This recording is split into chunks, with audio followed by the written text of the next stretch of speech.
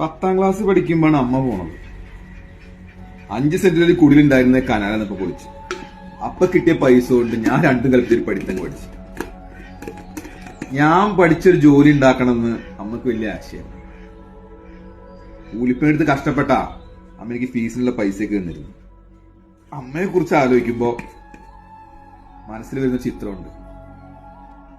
അതായത് ഈ school fees ഒരിക്കലും കൃത്യമായിട്ട് കൊടുക്കാൻ പറ്റില്ല. ഫൈനിന്റെ ഫൈനൊക്കെ ആവും. ക്ലാസ്സിൽ നിന്ന് പുറത്താക്കുന്നതിന് മുന്നോടിയായി ഒരു ദിവസം മുഴുവൻ ക്ലാസ്സിൽ മാസ്റ്റർ എണീപ്പിച്ചിരുന്ന ഒരു പരിപാടിയുണ്ട്. അന്ന് വൈകുന്നേരം ആകുമ്പോ പാടത്തും പറമ്പിലൊക്കെ പണിയെടുത്ത് മണ്ണും ചളിയും പുരണ്ട തുണിയായിട്ട് അപ്പ ഓടി വരും. എന്നിട്ട് ക്ലാസ് റൂമിന്റെ ജനാൽക്ക് എന്നിട്ട് വിളിക്കും, മോനെ ഉദയാന്ന്. എന്നിട്ടൊരു ലോട്ടറി കിട്ടിയ ഭാഗത്തോടെ കയ്യിലുണ്ടായിരുന്ന ഈ മുഷിഞ്ഞ നോട്ടും ചില്ലറയൊക്കെ എനിക്ക് വെച്ച് കിട്ടും. ഞാൻ പോട്ടെ, അവിടെ പണിക്കാർ വന്നിട്ടുണ്ടാവും, ഒന്നും നടക്കില്ല.